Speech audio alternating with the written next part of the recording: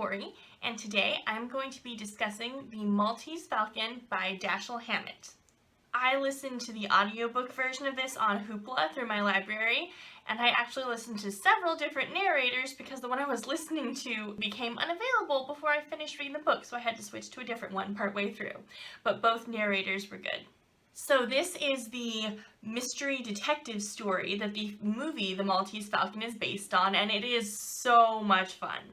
The tone of this book is amazing. It's so dark. This story is very gritty for something that you would picture from the 1930s, especially after films were made in the later 30s. There was a film production code came into effect, and so for a long time, Hollywood movies were very tame, and a lot of things could only be hinted at, and it's amazing how many things they can talk about in this story that I wouldn't have expected from a story that was this old, so I loved seeing that. And the book is so cinematic. Somehow reading this book made me feel like I was watching a movie. I just had so much fun with it.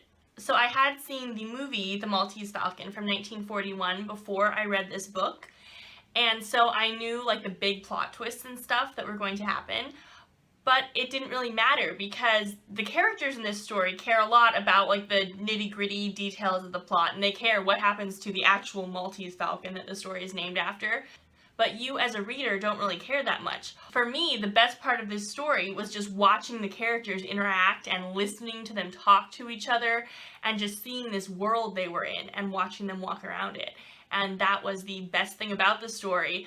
And the plot was there to facilitate those things, but it definitely wasn't the most important element of the story. So this story begins with a normal day at Sam Spade's detective agency. He owns this agency with his partner Miles Archer, and one day a woman comes in with a sad story about how her sister has run off with a no-good ruffian, and she needs Sam and his partner Miles to follow this man and figure out where her sister is hiding so she can bring her home safely to their parents. So Miles goes out on a mission to follow this man, who is named Floyd Thursby. But things don't go according to plan because Sam gets a call to notify him that Miles has been murdered. So from there, things just get crazy, and there's dead bodies piling up, and no one knows who to trust or what to believe or what this young woman's real name is. And soon a mystery unfolds about a mysterious statue of a Maltese Falcon worth unspeakable amounts of money that everyone is trying to get their hands on. So this book is told from the perspective of Sam Spade, and it is third-person narration, but usually when you get third-person narration, you will hear things about, oh, he thought this and he had done this, but this book is told, I would almost say, from the point of view of an invisible camera hovering near Sam Spade's head, because you don't know anything about what's going on in his mind. You don't know if he's lying or not. You don't know if he's been where he says he's been. You see each scene in the book like it's a scene in the movie, and you have no other information about what he thinks or what he's done or what things he says, if they're true or if they're false. So we basically just follow Sam through this story and watch him try to figure out what's going on and who to trust and get different people to trust him. And he is such a fun character to watch. I would describe his moral compass as being kind of like Jack Sparrow in the first Pirates of the Caribbean movie, in that he tells everyone he meets something different, and he's very good at double-crossing people and convincing every different person who's interested in him that he is working for them and he's lying to all the other people. So it's really interesting to watch that happen. So this story has plot twist upon plot twist, and things are always being revealed, and you can't really talk about it without giving away some things. So I'm going to start talking about minor spoilers but not give away the ending of the book. So if you want to go into this book blind, go read it.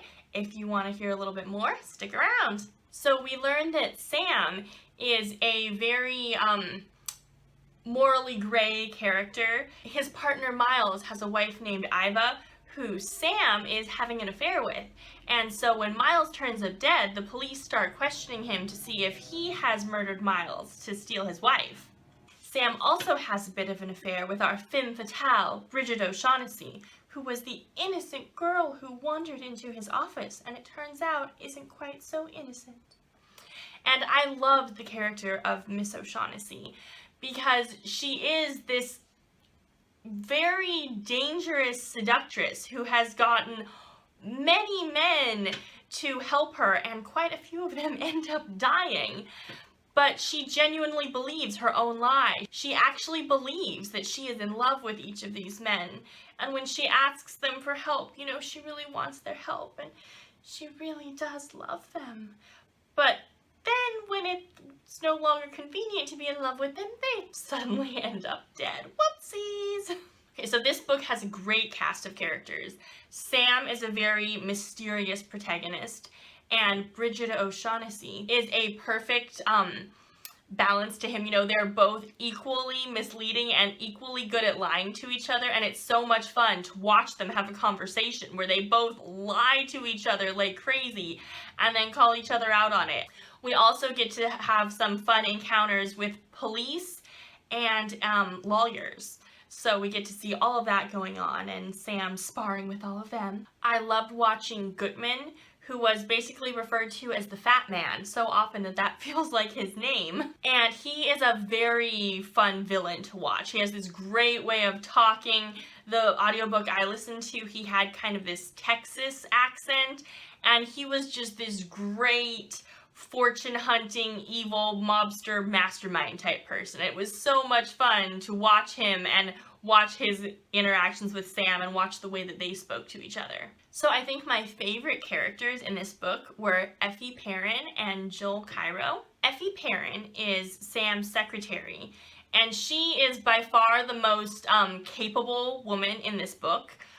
Miss O'Shaughnessy gets things done, but it's by manipulating men into doing those things for her. Effie is still a woman in the 1930s, so she still asks Sam to do some things and take care of some things.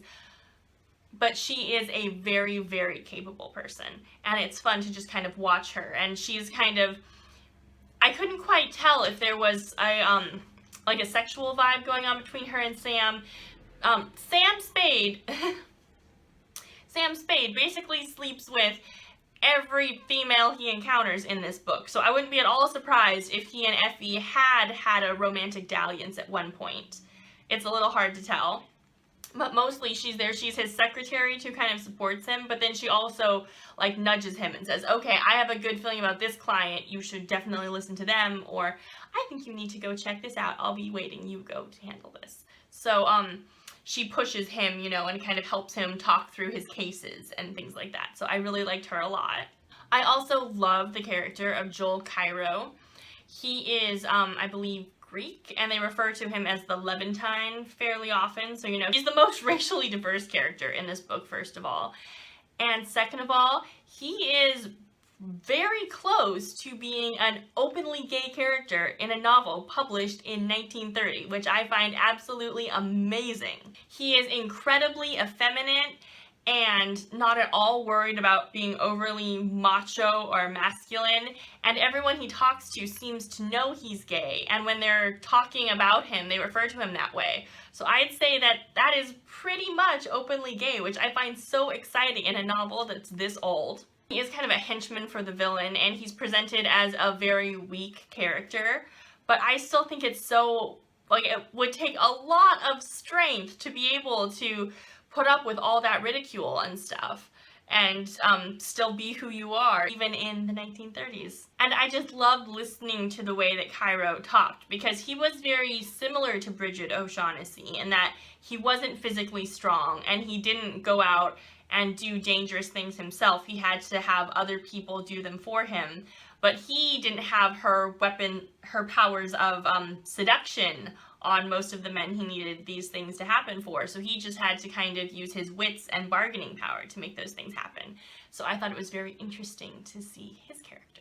Oh, and Gutman has a young boy who shoots things, and that's his only purpose in the story, but it's heavily hinted at that he and Cairo have a relationship, and they're not afraid to be like sitting on the couch together while other characters are there, and I thought it was so cool that they could do that in the 1930s. And you know, we think we're so progressive now, but really we haven't made that much progress since this novel was published. And so I thought the ending of the book was very fascinating, so I'm going to talk about that now. Spoilers ahead! So in the end, we learn that this Maltese Falcon that everyone has been fighting over is not the real falcon. It is just a lead statue. And so in the movie, if I remember correctly, it was left a little ambiguous as to whether the bird had actually existed and whether or not they'd had it at any point during the story. But in the book, the characters seem to definitely think that the real Maltese Falcon had been around in the last few years, and that the person they were trying to steal it from had just hidden it. So Gutman and all of his crew went dashing off to go try and get that back. And the book didn't even... the pacing hardly slowed, you know. You could tell that the reader isn't really supposed to care that much about the Falcon. It's not what matters. What matters is these characters and how they turned out. And I thought it was very interesting that Miss O'Shaughnessy was certain that she'd be able to seduce Sam into helping her, and he still turned her into the police. And then the story ends and all this drama is over, and you get back to Sam in his detective agency, still trying to deal with the drama of Iva, his mistress, who he doesn't actually like all that much. And things have just kind of, you know, all this crazy stuff has happened, and Sam just kind of leans back and goes back to his life and has to deal with his same old problems, same old life. So I had so much fun reading this book. It was amazing. I would highly recommend it. The tone was incredible. I love just existing in this world. It was an amazing detective story, and I would highly recommend it.